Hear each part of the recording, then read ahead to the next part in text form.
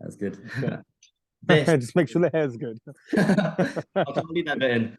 This is Okay. Fred Beck from Fred Beck's Fighting. I'm joined with Alexis over Zoom. I'm sorry to do this in a computer form today, Alexis. Obviously, I'm up in Manchester and you're down in London Shoe Fighters. It's been a while since we last caught up. I think we caught up late December or early January. How have you been? Yeah, been just super busy with a lot of guys fighting. Obviously, loads of training schedules, normal stuff, just day to day in a gym life. I do believe that because the last time I was down in the gym, you were like, "Oh yeah." I think I was talking to you after when the others are training. I think KSI just wrapped up, and you were saying, "Oh yeah, we're here on Christmas Day, Fred. What are you doing for Christmas?" So I was like, "Oh, I'm with my family," and you're down in the gym then. So it does show your dedication. I know I haven't got you here for long, so I think we'll just go straight into it. KSI put a recent Instagram post up yesterday. Obviously, him sparring with Idris Virgo. He put the caption that Joe Fournier is a better boxer than him. If Joe Fournier is a better boxer than KSI, and how does KSI beat Joe Fournier?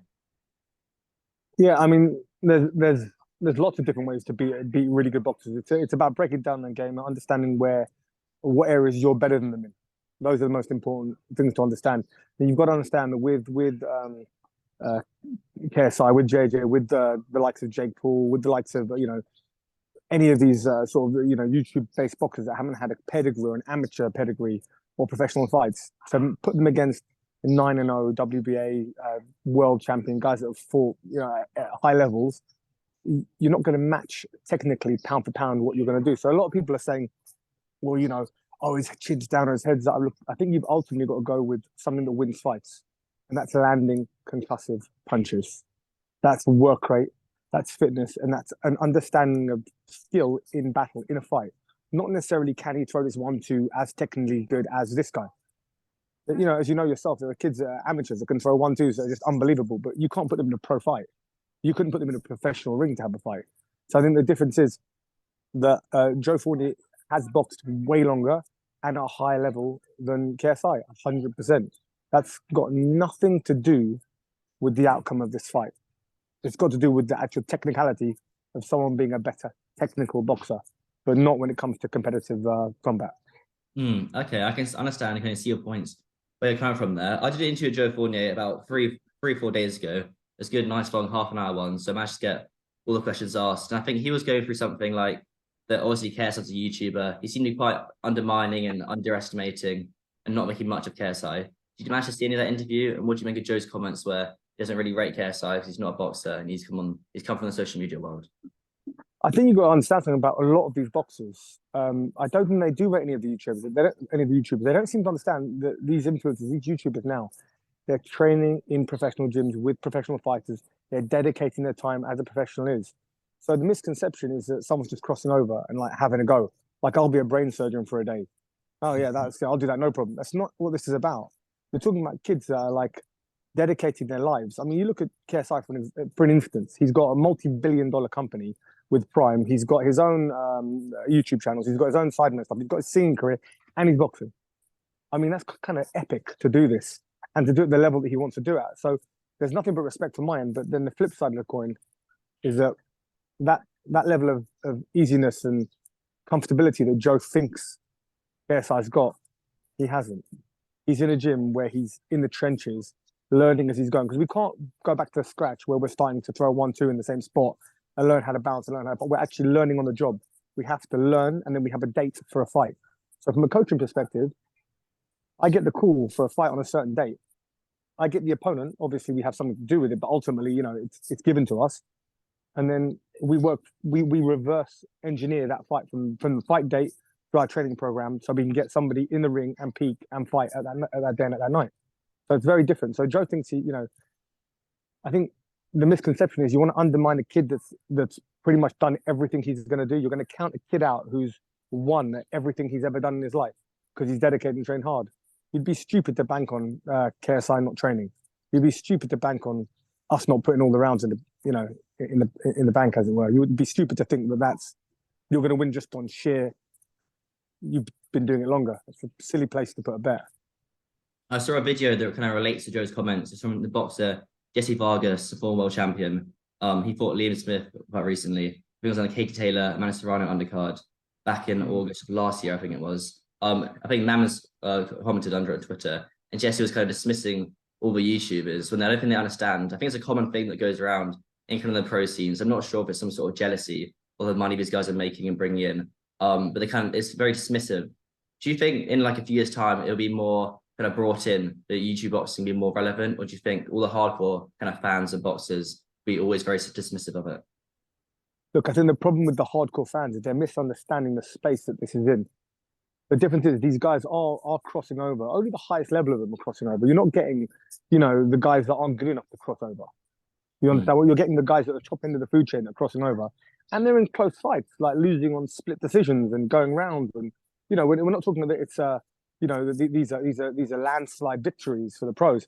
I think what the problem is professional boxers are upset that the amount of eyes that are going there, the attention, the money, everything, the sponsorship, everything that's going with the YouTube boxing. Obviously, they're getting upset that they dedicate their lives and they've got all the hard work. I don't think they're understanding that Jake Paul, KSI, so everyone's dedicated their lives to getting a fan base online. And then they're carrying that fan base with them and crossing over to doing singing, to doing products, to doing boxing, as an example. So that fan base is hugely worked on. And just because it crosses into your genre, it's not taking away the guy who will watch you fight. The same guy that's going to watch Canelo fight is going to watch Canelo fight. He's not going to go, tonight I'm going to watch Salt Pappy fight. I'm not going to watch Canelo. He's not going to do that. He might watch Salt Pappy and Canelo, but you're not going to take away the eyes on your sport. I think it's just guys getting a little bit upset that the shine's been taken away. But I've got top-end professional boxers that absolutely love the YouTube space. They love the influencer space because ultimately it brings more eyes to a sport that they love. And that's something I'm interested in. Like, I never thought that I'd be doing this. I mean, I like I said, I train lots and lots of pros, and to be doing this at this level, I genuinely see the fans, and I think, wow, it's insane the amount of fans that how passionate the fans are, and how invested the fans are. And I think that's something that maybe the boxers are maybe a little bit jealous of as well, because you've got to remember, a fan base when you've got one fight is insane. I mean, to sell out arenas, boxers only dream of selling out the O2 Arena or Wembley Arena. Most guys can barely sell out your call. And these influencers are doing that on their second ever fight or first ever fight. So I do get the kind of, I feel hard up about it, but I don't think there's anything to be hard up about, really. There's 2 points you said there, which I find quite interesting. The first one being that you just said was when you're saying selling out arenas. The difference between professional boxing and then the crossover boxing scene is, in the crossover boxing scene, the arena is sold out from the very first fight. In professional boxing, it would only be full from the main event. And then just going back to how much the professional boxers love it, I think we'll use Idris Virgo as an example. Now he's in the scene, and he's probably fighting a lot more regularly than he was when he was signing with Hennessy, and he's probably getting paid a lot more money. So everyone's the winner, really. So speaking about Idris, fighting footage or sparring footage came out of him and KSI yesterday on social media. I believe what Mansa told me, they've been sparring pretty hard together. How's that been going with KSI and Idris? Yeah, I mean, since I took hold of Idris, we've really changed his game from a fitness perspective and from a sparring perspective. He's quite a talented kid. He's quite a talented kid. So to get him into the shape that he's in now, he's changed, and obviously he is part of the influencer scene, and he is kind of probably like the top end of it as it would be kind of right now from a record perspective. But he's got a long way to go. The sparring with him and JJ is nuts. It's pay-per-view stuff. It's very, very competitive. Obviously, the snippets that we're going to be showing, I think ultimately a fan base has to know, and I think it's really important that everyone knows that it's not always roses. It's not always going to be that one shot and I walk away as a happy day. A lot of boxers will tell you there's a lot of bad days before they get that one good day, and then it's all about making sure that one good day, really all that matters is that it's on fight day. A lot of guys, you want to have good times in the gym. Not how it goes. I mean, if you're sparring guys that you're beating up, you're in the wrong gym and you're with the wrong coaching staff. The coaching staff has got to push you in areas that you're not technically good enough in. They've got to put you in positions that you're not technically good enough in, and they've got to get to a place where you're not cardiovascularly good enough, to think about what you're doing. And we've got to see that instinct, and we've got to train that instinct. If your instinct is to duck your head and drop your hand and throw, we've got to train that out of you. If your instinct is to cover up, if your instinct is to step back, we've got to figure out what that is. But the only way to really figure out somebody is to put them in the fire and see how they react. Because it's all good and well, me taking you on the pads and you looking $1 million. But when the shit hits the fan and it's going off, how are you going to react? And if we don't have that acid test in the gym 100 times and make sure you have the right reaction, then it won't happen. So I think the footage that came out, just a normal standard day in one of our gyms where kids are trying to learn the art of boxing. And, in that they're getting fitness out of it, in that they're making the wrong decisions or right decisions. The coaches can only really coach somebody when they make a bad decision. But to see a guy do really well and win, which I've got loads of kids that just box fantastically well and are great, that's all fair and well. But we kind of want the spars that show the other thing, right? We want the spars that show them in a bad place, not doing the right thing, getting exposed, showing their faults. So I think it's quite a humble thing that JJ posted. I think it's a bit of an eye opener, and he's understanding. He's letting everyone know that it's not, it ain't all roses. You should probably film most of the. I guess you do probably film most of the spars. And when his boxing career is all said and done, which hopefully doesn't happen for a very long time, you could be able to release those in some sort of maybe another documentary, or just release them on Instagram or social media, and you can prove, hang on a sec, this is the work I was putting in, guys. Now we can finally show you. 100%. Yeah, we have all the spars. We always videotape all the training sessions of spars for all of them. But it's one of those things where the progression has to be, from a coaching perspective, there has to be that progression with the different bodies that are in front of you. You've got to give someone a different look to get a different look back. But yeah, I mean, there's a lot of interesting things on those tapes that you guys would love.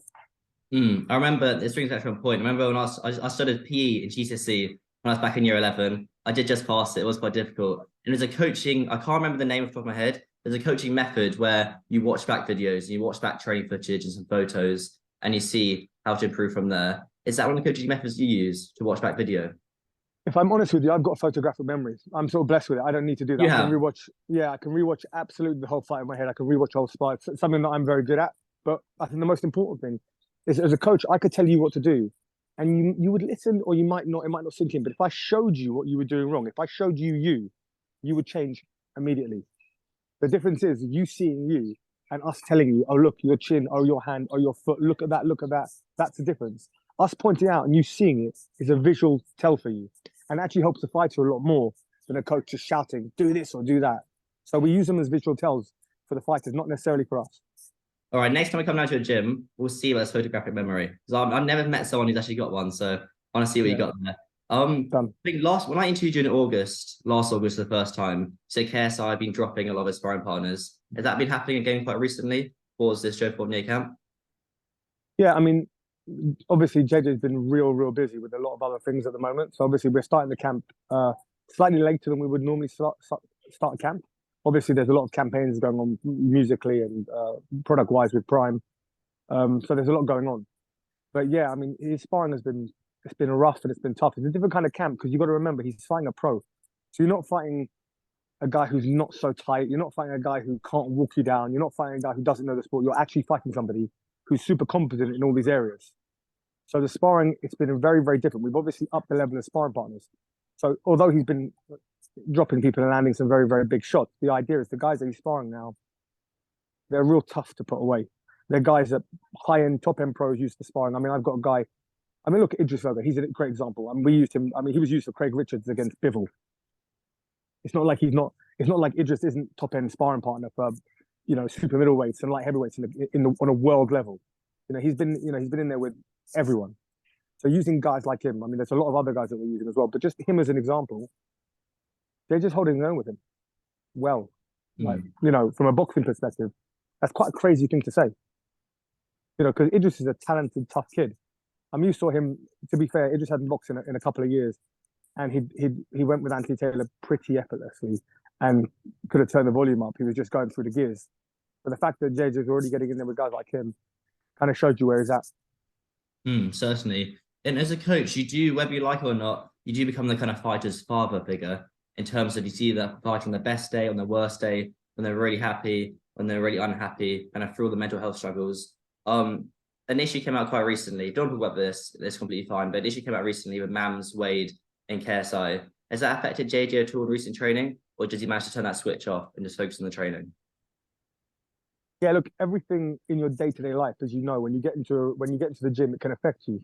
But I think the testament of a true champion or a true winner is to try and drop it when you get to the door, because you have a job to do. And ultimately, if you box and you have something else on your mind, that's probably when it's the most dangerous for you.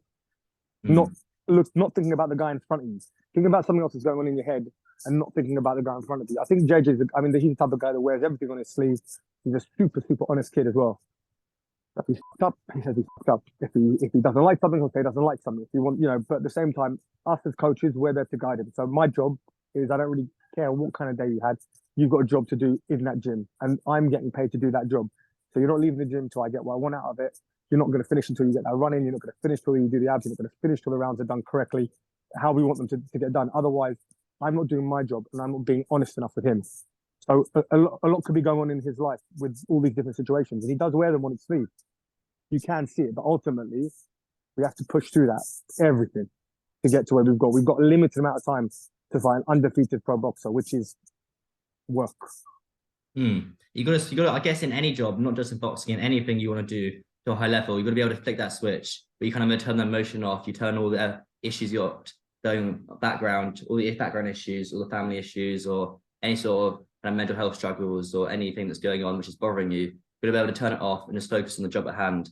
Like you've got to do the same job, whether you're happy or you're sad, or you're tired, or you're really excited. You do the same job every single day. Just another few points on KSI, then we'll move on to coming other fighters. Jake Paul, Tommy Fury. I was there in Saudi Arabia only 3 or 4 weeks ago.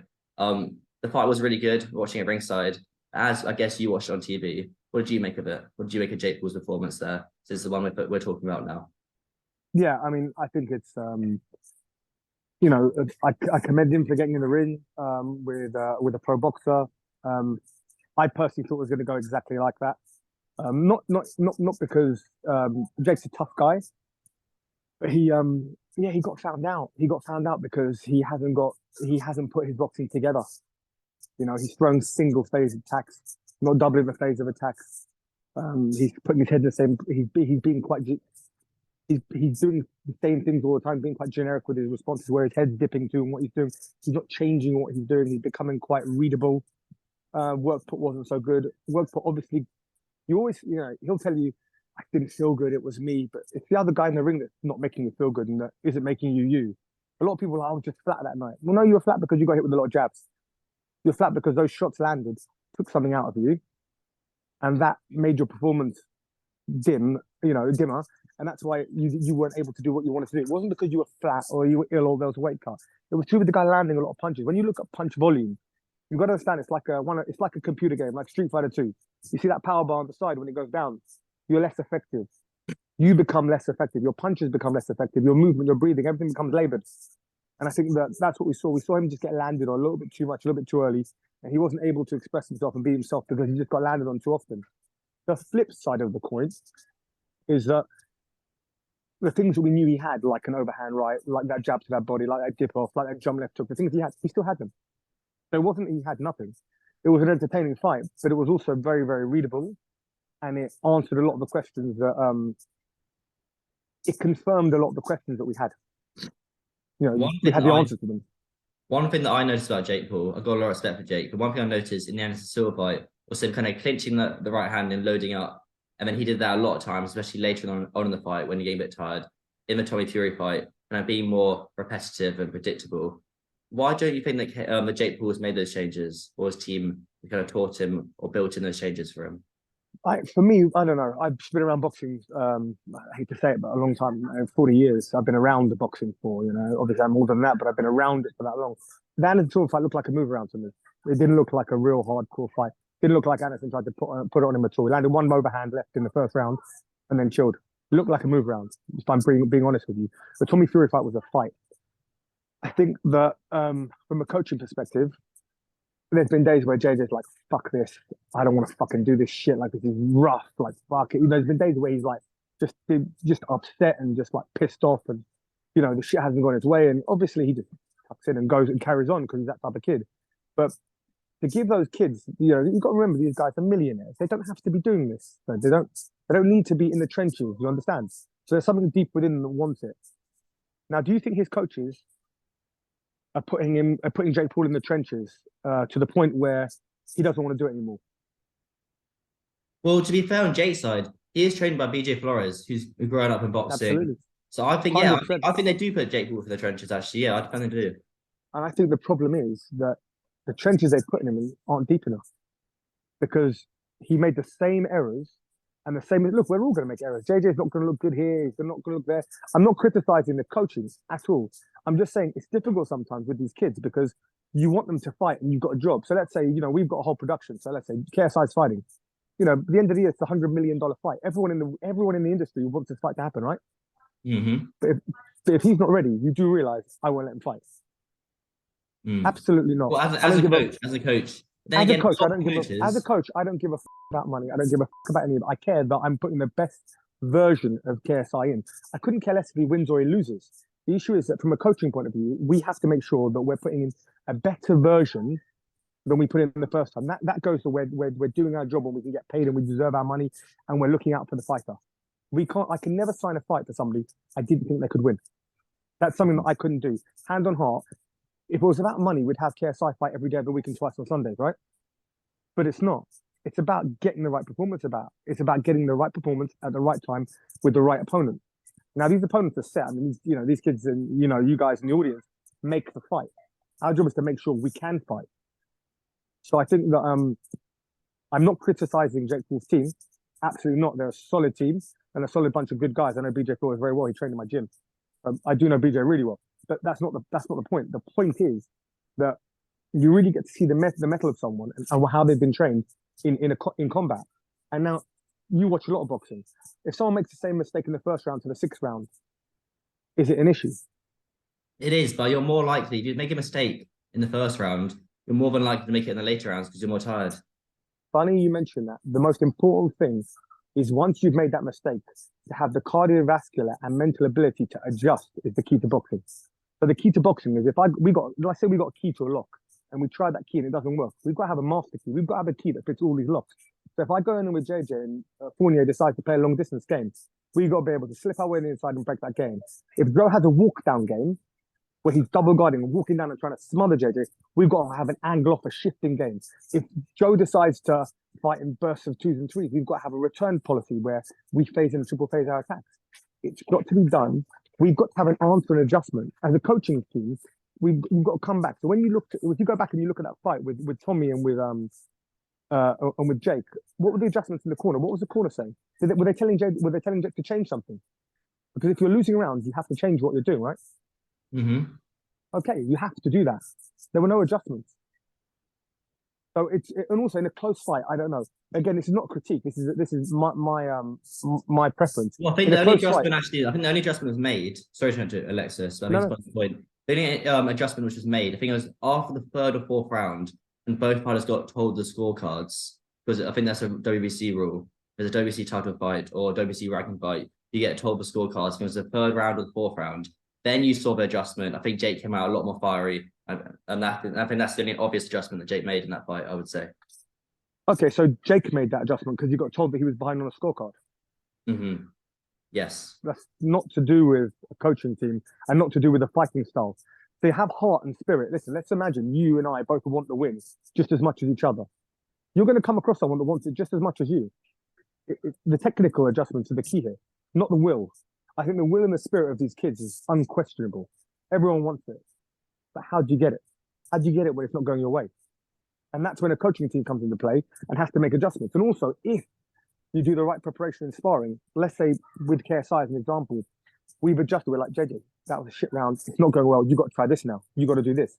Or even better, in mid-round, KSI's like, this not working. I got to switch up and do this. He makes the adjustment, which is how we want it to be.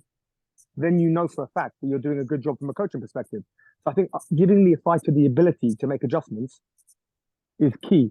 And I think that was, I mean, if I was to say to you, who's better, Anderson Silva or Tommy Fury?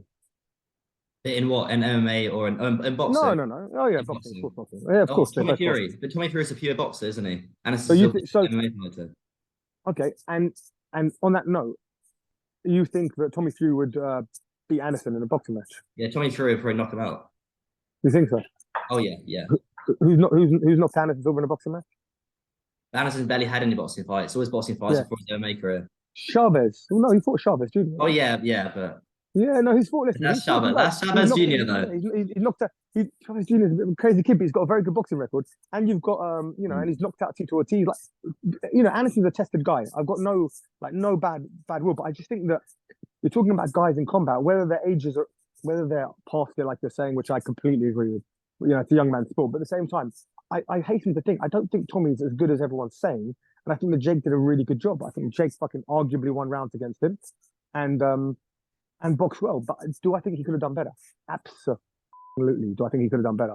Am I blaming his team? No. Am I blaming him? No. I think he just went. He did the best he could do, and I just think it wasn't good enough at the time. I don't think he's experienced enough to do it. I think the rematch will go the exact same way. Probably Tommy will actually pick up a bit more. I think Tommy will now not be so nervous because I think the nerves played a huge part with Tommy. I think you could see it. I think there was so much on the line for him. If he lost to this YouTube kid, he'd be fucked. He'd be finished. His family would disown him and he'd be finished. So I think that next time round, I think that Tommy would come out even ballsier, even with a little bit less regard. I think he'd go for the KO a little bit more. He was really cagey. And again, if I'm honest, that could play into Jake Paul's favour. You know, the second that guy comes a bit closer to you, maybe that big bomb overhand right's going to be there. You know, but I would put my money on Jake winning again. For the last 5 minutes, you've been talking about making adjustments. That's one thing since the KSI has been training with you as a fan or as an audience member. We haven't seen. That's not nothing wrong with it at all because the fights have gone so short. How do you know as a coach that KSI under the bright lights can make those adjustments? Yeah, I can only go on what I see in the gym, right? So it's consistency. I can't go on what if and you should do this and how could you do that. I can only go on what we do in the gym. So that's why we try and create fresh environment. So we go to different gyms as an example. We'll go to a different ring. We'll take a sparring partner we've never met before, a guy that we won't talk to each other. It'll be a horrible atmosphere. We'll walk in there. It'll be rugged. It'll be mean, and we'll get some rounds out. No one will know each other, and we'll try and put our game on them, and they'll try and put their game on us, and we'll score those fights. We'll score those rounds as fights. So I think the pressure sparring, you know, it goes to show where we're at. It goes to show the adjustments we make. You know, I think that you're a product of what you do in the gym. If you're consistently making adjustments and consistently doing well, then that's what's going to happen in a fight. It's not luck. It's doing it and doing it. The more you train, the luckier you get. It's not one of those things where I'm sure there's that one punch that can change everyone's life. But I'm saying, in essence, like you said, all of JJ's fights have been quite short. Why have they been short? Forms was, no one knew what he was like, and suddenly he's got kind of okay, and he boxed okay. And Pineda's on some little spree. The Mexican boxer that's having the YouTube scene up. He looks like he's got it easy. He's planting people and turning them over. FaZe was having a really knocked out that one kid and was having a good fight against Slim and Block. But JJ gets rid of all of them, yeah? Is it luck? Or is he consistently landing that shot? Or consistently landing the shot? Because I'll tell you from a coaching point of view, he's consistently knocking people out in the gym. So for him to do it in the ring, it's absolutely no surprise to me.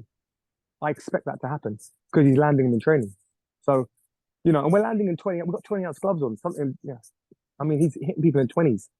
And you're sparring in 20-ounce gloves. Yeah, we have sparring. Wow, yeah. That's heavy. I haven't heard of any. I've been around a lot of coaches. I've never heard a gym that spars in 20-ounce gloves. Yeah, I mean, look, you got to remember, a lot of the guys, sometimes they're punching real hard and they can hurt their hands. They're double wrapping. A lot of the time for us, if we're doing a lot of rounds, so as an example, with this camp, we need a lot of rounds. So if you're sparring in 10s or 12s, you're gonna have a broken nose and a cut and a bruise. You won't be able to do 6, 7 rounds a week without getting a headache. Whereas when you're sparring in 16s or you're sparring in 20s, you get 10 to 12 rounds, maybe 14, 15, depending on how you're sparring. You get some good quality rounds in with bigger gloves and headgear. And then obviously you start tapering down so that, your speed comes up, your power stays because you're getting rid of those big pillows on your hands, and then you're tightening up. So your guards, you're wearing the shot differently with your guard. So it's not such a big defensive line. You start making those adjustments. But yeah, I mean, we would always start the camp like that. Certainly. We go about half an hour here. I didn't expect to be talking to you for this long, but it is always good to catch up with you. Just one more point, actually. To do Michael Venom Page and Mike Perry. They thought, obviously, Michael lost to Mike Perry in the bare knuckle UFC. Do you think we see a boxing rematch of that on Misfits?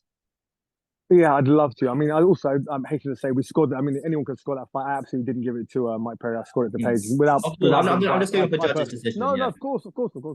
No, I just put it out there. But yeah, no, I would love to have the rematch. In fact, I'd love to have the rematch from Misfits to be amazing. I'd love to have it in bare knuckle FC again as well. That's something that we'd look to do completely again because I think it was such a fun event. The show was insane. If you were there, bare knuckle boxing is kind of what we grew up on as kids. So it's fantastic. But yeah, I think Misfits has got some real exciting things coming up. from a boxing perspective, with some really exciting names and some really exciting events and formats which haven't been seen before. So I think that's going to be a good ride for these kids.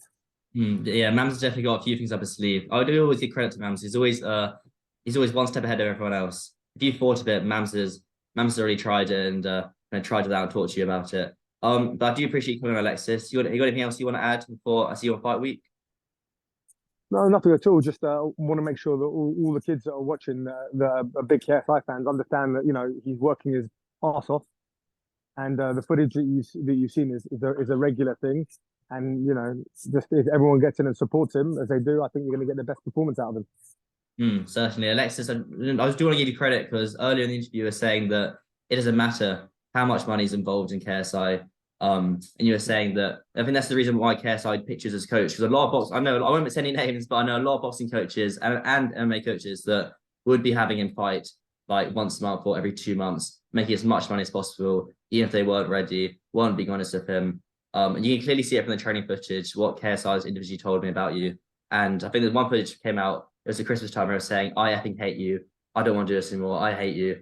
And then you're still putting it on him. So I think that's one of the reasons why he has got you as boxing coach. And I think that's one of the reasons why you don't get the credit you deserve from the media. Look, I appreciate that, but I mean, the only credit that I want is I want my guys to win. I want them to be healthy. The most important thing is their health, and wealth directly follows that for them. And I think that if any coach, and this is a shout out to every coach. I don't know who does it, but we definitely do it in our gym. We don't get paid unless he wins. I was going to bring that up, but I didn't know if you wanted that to be known. No, it's one of those things. Look, obviously there are different fighters with different formats, and it's not how we always roll. But all the guys in our gym will tell you the same thing. Why would we want to profit from a losing situation? When you win, we win. So with JJ, with KSI, with guys like David Hay and all these guys are fighting Fast and Furious, and they're huge money camps. These are huge fights. Lots of money is spent on these camps, and I think that as from a coaching team, would I bet money on the result? Absolutely. I'd gladly go in the poorhouse because my fighter's putting his life on the line. People forget. You think, oh, it's just influencer boxing. Listen, Faze Templar has to have a CAT scan after that shot. Yeah, he's not allowed to box for another 90 days, no contact. He's got to have a head scan. When you look at these guys that get knocked out, it's not a nice thing, and it can forever change you. So I take that absolutely deadly serious. And I want to look after everyone, but I also know that, we're in the fight business, and that's the hurt business. So I'll definitely put my money where my mouth is. And, betting, yeah, sure, no problem. I've got no problem betting with anyone, whatever it takes, because I think ultimately, if you're not confident as a coach to put your money where your mouth is, then don't put your fighter in the ring. I think that's a fair statement to make. If anyone disagrees with that, I don't think that their heart's in it. Personally. Wait, so when Jake Paul would probably will do this, when he says, "Oh, double or nothing for KSI's fight," do you think KSI will take that? Or do you think Jake Paul will take that? Yeah, look, I think JJ would 100%. JJ. He's all in. This kid is all in. He doesn't care about money. He'll put everything on the line because, as far as we're concerned, everything's always on the line, isn't it? Like let's say you have your amateur fight. That's the same as the Olympic final. Yeah. You don't think to yourself, "Oh, I could lose this one. I'll be all right." It's like an Olympic final. It's like the pinnacle of your life. There's nothing we want to lose. So money, who cares? Yeah, stick it all in the pot. The winner goes home with everything. The loser can just go home. Who cares? Definitely. I think it's going to be a very fun year. That's a good tweet. That's a good tweet to put out, and I'm sure Jake Paul's camp will see that. But Alexis, I'm looking forward to seeing fight week, and your brother as well. Hope he's doing all good. But thank you so much for being on. That was a really, really good interview just did there. Thank you. I appreciate it. Thanks a lot, Fred. Good talking to you.